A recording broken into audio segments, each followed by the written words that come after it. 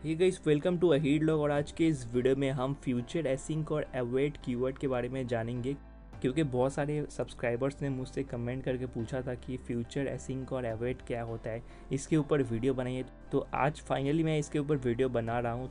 तो यहाँ पे इन तीनों को जानने के पहले हम थोड़ा सिंक्रोनस और एसिंक्रोनस प्रोग्रामिंग के बारे में जान लेते हैं।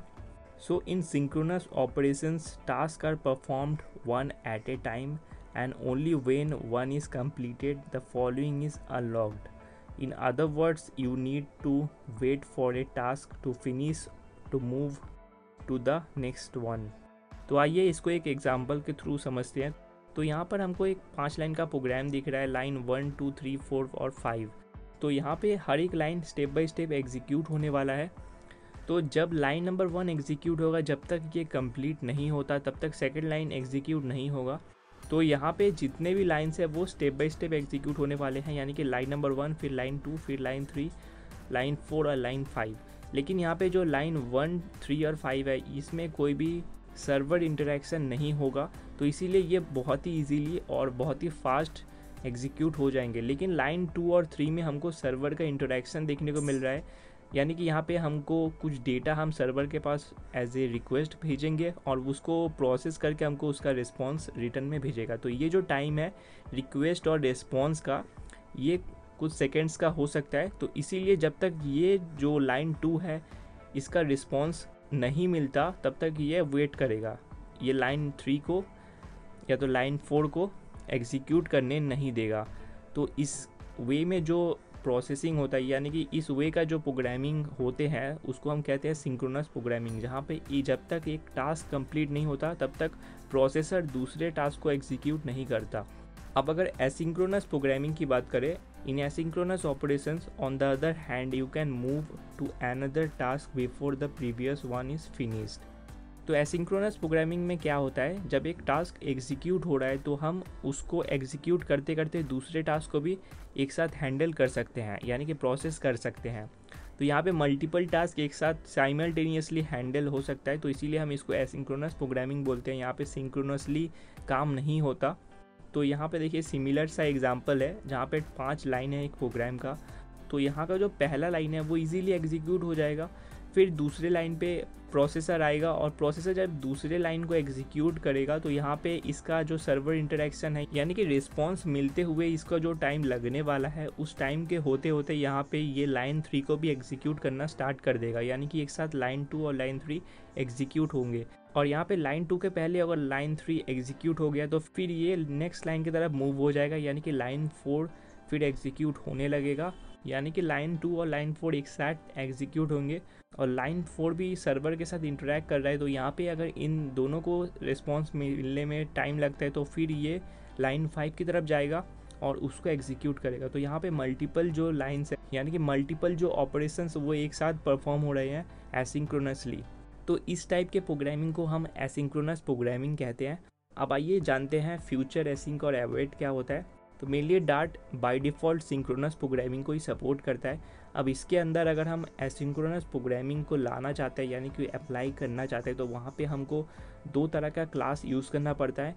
एक हम कर सकते हैं फ्यूचर क्लास को यूज़ करके और दूसरा है स्ट्रीम क्लास। तो फिलहाल इस वीडियो में हम स्ट्रीम क्लास के ऊपर चर्चा नहीं करेंगे। अब अगर इसके यूसेज की बात करें, यानी कि फ्यूचर एसिंक और अवॉइड को हम कब यूज़ करते हैं, तो जब हम डेटा को नेटवर्क से फेच करते हैं तो उस टाइम पे हम इस तीनों का यूज़ करते हैं। यानी कि जो डेटा है वो जब आता है सर्वर से तो उसको आने में कुछ टाइम लगता है, तो वहाँ पे हम इसको कुछ टाइम तक वेट करवाते हैं, यानी कि जिस फंक्शन में हम डेटा रिसीव कर रहे हैं, यानी कि फेच कर रहे हैं, तो उस वाले फंक्शन में हम फ्यूचर एसिंक और अवॉइड यूज़ करते हैं ताकि कुछ टाइम तक वो हॉल्ट हो जाए और बाकी के हमारे ऑपरेशंस परफॉर्म हो। और दूसरा जो एग्जांपल है रीडिंग डेटा फ्रॉम डेटाबेस, यानी कि डेटाबेस से जब हम डेटा कोई रीड करते हैं तो वहाँ भी हमको कुछ टाइम लगता है डेटा को रीड करने में।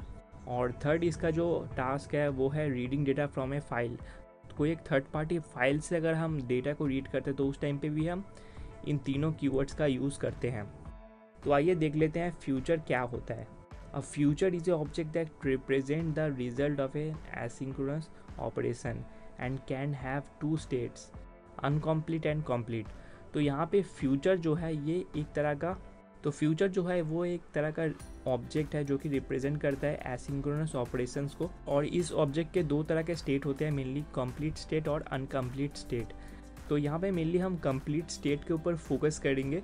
जो फ्यूचर होता है उसको हम कुछ इस तरह से लिखते हैं, फ्यूचर, और यहाँ पे ब्रैकेट्स के अंदर इसका जो रिटर्न टाइप है, यानी कि फ्यूचर फंक्शन कॉल करने से हमको क्या रिटर्न मिलेगा, यानी कि किस टाइप का डेटा मिलने वाला है, तो वहाँ पे उस टाइप को हम यहाँ पे लिखते हैं।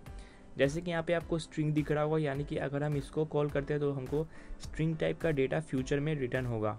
अब जो एसिंक कीवर्ड है ये मेनली किसी भी फंक्शन को एसिंक्रोनस फंक्शन में कन्वर्ट करने के लिए हम इसको यूज़ करते हैं। यानी कि कोई एक नॉर्मल फंक्शन है उसको एसिंक्रोनस फंक्शन में अगर हम कन्वर्ट करते हैं तो वहाँ पे हम उसके बीच में एसिंक कीवर्ड को डाल देंगे, और जिस फंक्शन में हम एसिंक्रोनस यूज़ करेंगे वो ऑटोमेटिकली एक फ्यूचर टाइप का फंक्शन हो जाएगा, यानी कि वो फ्यूचर वैल्यू को रिटर्न करने के कैपेबल हो जाएगा। और अवेट जो कीवर्ड है वो किसी भी स्टेटमेंट को कुछ टाइम तक वेट करवाता है ताकि जो फ्यूचर का डेटा है, यानी कि फ्यूचर का जो रिस्पॉन्स है वो हमको मिल जाए।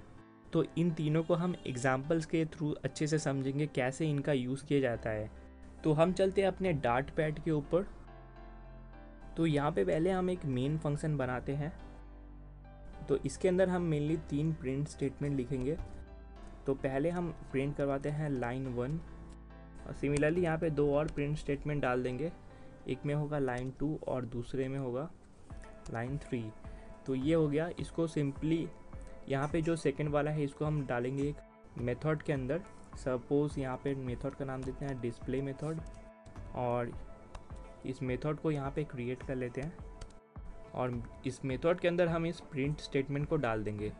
अब अगर इसको रन करते हैं तो यहाँ पे हमको तीनों सिंक्रोनसली देखने को मिलेगा, लाइन 1, लाइन 2 और लाइन 3, क्योंकि यहाँ पे तीनों को रन होने में सिमिलर से ही टाइम लग रहे हैं। तो यहाँ पे कोई भी डिले नहीं हो रहा है, तो इसीलिए हमको सीक्वेंसली ये तीनों लाइन दिख रहे हैं, 1, 2 और 3। अब सपोज़ ये जो डिस्प्ले फंक्शन है इसको अगर हम थोड़ा डिले करवाते हैं तो यहाँ पे हम इसके पहले फ्यूचर डॉट डिले को यूज़ करते हैं, डिलेड, और इसके अंदर अपन ड्यूरेशन यूज़ करते हैं। तो ड्यूरेशन के थ्रू हम यहाँ पे किसी भी स्टेटमेंट को थोड़ा डिले करवा सकते हैं। तो यहाँ पे इसको मैं कुछ सेकंड्स के लिए डिले करवाऊँगा। सपोज़ यहाँ पे 5 सेकंड के लिए इसको डिले करवाता हूँ, और यहाँ पे इस स्टेटमेंट को लिख देंगे, यानी कि प्रिंट स्टेटमेंट को लिखेंगे, और यहाँ पे ब्रैकेट क्लोज कर देते हैं। तो ये हो गया अपना। इसको मैं थोड़ा बड़ा कर देता हूँ। तो ये हो गया हमारा फंक्शन। अब ये कुछ 5 सेकंड के लिए डिले होने वाला है, तो इसीलिए हमको ये जो डिस्प्ले फंक्शन है इसका रिस्पॉन्स मिलते मिलते, यानी कि ये प्रिंट होते होते कुछ टाइम तक ये फंक्शन वेट करेगा। तो यहाँ पे ये लाइन 3 एग्जीक्यूट नहीं होने वाला, तो उसी वजह से हम इस वाले जो फंक्शन को एसिंक्रोनस बना देंगे ताकि ये एसिंक्रोनसली वर्क करे। तो यहाँ पे हम एसिंक कीवर्ड का यूज़ करते हैं। तो एसिंक को यूज़ करने के लिए हम यहाँ पे इसको पहले फ्यूचर बना देते हैं, फ्यूचर, और इसका रिटर्न टाइप फ़िलहाल यहाँ पे कुछ भी रिटर्न नहीं हो रहा है, तो इसको हम वॉइड टाइप का कर देते हैं, फ्यूचर का टाइप का रख देते हैं वॉइड।